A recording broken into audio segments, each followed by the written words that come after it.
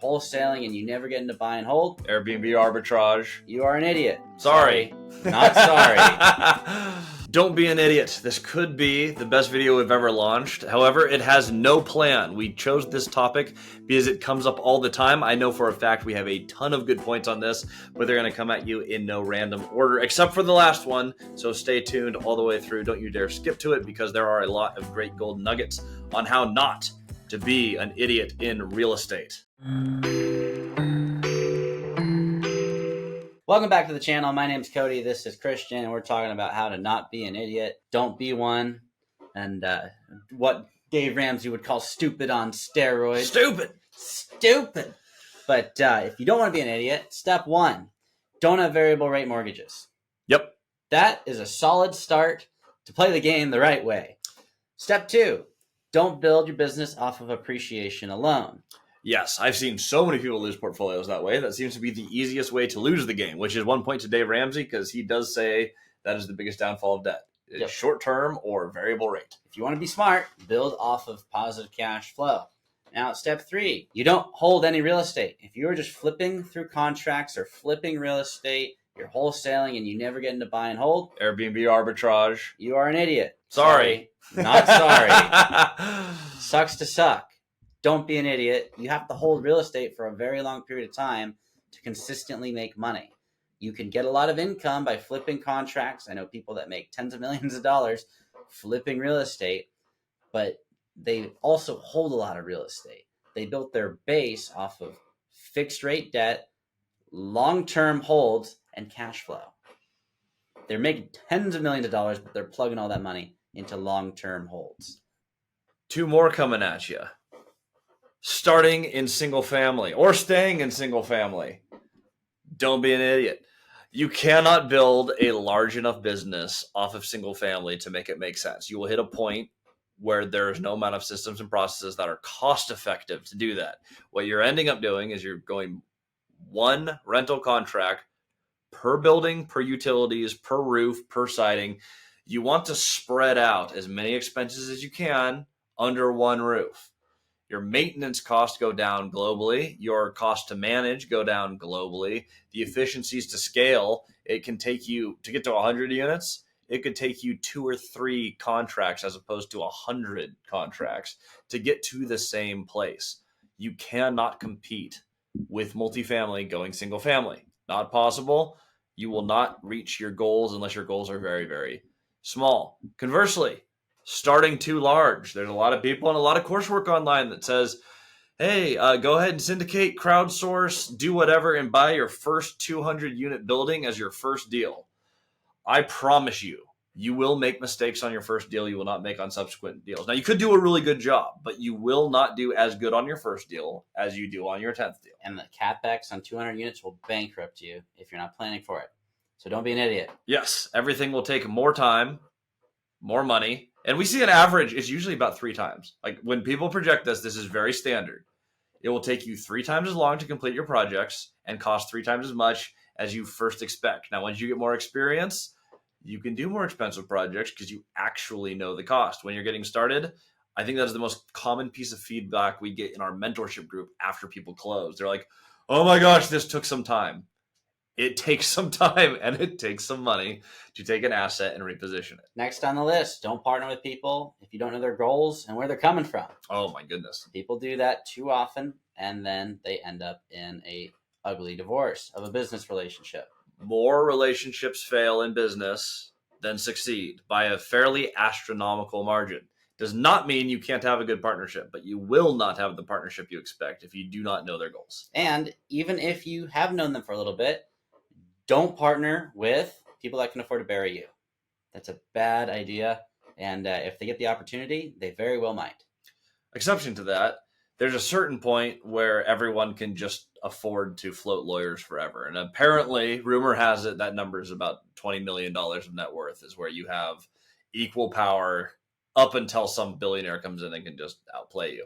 But generally speaking, if you're going to say you're building your first million, do not partner with someone who has $100 million as your first partner. That would be stupid. They can destroy you. You cannot defend yourself, even if you're right. That's why I think a lot of people, here's another one. Don't assume you're going to win a lawsuit because you're correct. Being right and winning, those are not the same in this business. Yes. Now, fortunately, Cody and I have dominated on the legal field.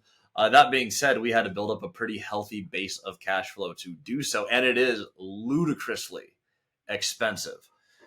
We've had a few people, I will not name drop so we don't get sued by someone bigger, but we have mentees who have partnered with astronomically large billionaires and gotten burned, and they were right, and they were like, should we sue them? No. You will lose. Being right does not matter. They can afford to drag it on and make it more expensive than they can possibly afford. They are just more powerful. So be careful on partners. And yes, remember that being right does not mean that you are going to win. And lastly, for this video, don't make emotional purchases. That is stupid on steroids. Yes, and most new investors will do that at some point. Absolutely. It's super exciting. It's super fun to go out and buy real estate, especially when you figure out you can buy it with next to no money out of pocket. However, don't let your emotions get the best of you. Buy based on positive cash flow with long-term fixed rate debt or no debt at all if you've got the money. And we said we have no plan for this. I realized I still have a few more. So we have a few more very last ones. Deal. Do not skip due diligence on a deal. Probably second or third most common mistake I see in real estate. And it comes from the emotional thing. People fall in love with the deal, or they've told all their friends and family, hey, I'm going to buy this, and they don't want to let everyone down. Do the due diligence. Do it. Do it. Do the due. When you go through this, you're going to make sure, hey, the bank statements line up with the stated income. The leases match those bank statements. The expenses match the P&L, which also matches the bank statements. There's a lot of things you catch in the financial due diligence that take, honestly, probably an hour of review, and you can catch all of them. Common things people will do. Owners pay people, vendors, employees under the table, and it doesn't show up in the bank statements. People look at the bank statements and go, hey, this matches the P&L. I'm sure we're good. Wrong. Don't do that. Utilities. Are we seeing all the utilities passed through correctly on the bank statement that we're seeing on the actual utility statements? I like to see a copy. It doesn't need to be a year of them. I want to see the last one or two utility statements to make sure they match up with what was stated. Do basic verification of income. And the last part of due diligence that I think a lot of people skip, and I know we've missed on one of our projects, does it pass the logic test? If you just look at all the things, you go, here's the incomes, here's the expenses. Do these make sense with what I would expect them to be? We've missed that on one of them because we didn't know what we didn't know about that project. Looking back, we could look at it for 20 seconds and go, no way, payroll is going to cost a lot more. If you don't know what you don't know and you're doing due diligence, find a mentor, advisor, other investor, have someone else who knows what they're doing look at the deal. This is why it's so important to build relationships, which is the last one that I had in mind, unless you come up with more, is do not do this alone. This doesn't mean partner. Don't lie to banks. Oh, yeah, okay, yeah, we're going to have that one too. That's a good one because there's a lot of gurus that are online, and they are bigger than us, that are preaching the idea of not letting the banks know about certain things, certain clauses, and a lot of certain debts. They're getting slapped hard right now, signing back properties, losing properties.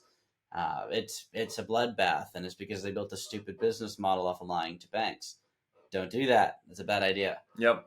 And I'm saying don't do this alone. If you are stuck and you are a solo investor, I'm not saying partner. I'm saying find other people and other investors in your market who know exactly what they're doing and get their advice on your deals. When you're starting, you need more input because there's a lot to this game. It's a simple game, but there's a lot of steps. And like any game, as you run through them a few times, you get to know the rules, but you're never going to be an excellent player the first time you do it. So work with other people who know exactly what they're doing. That's it for today's unplanned guide on how to not be an idiot. There will be a part 2 someday as we make more mistakes. I am pretty sure we can make this a 100-part series if we just go through the things that we've learned. However, that's what comes to mind today. That's it. So don't be an idiot and hit the subscribe button. Do it.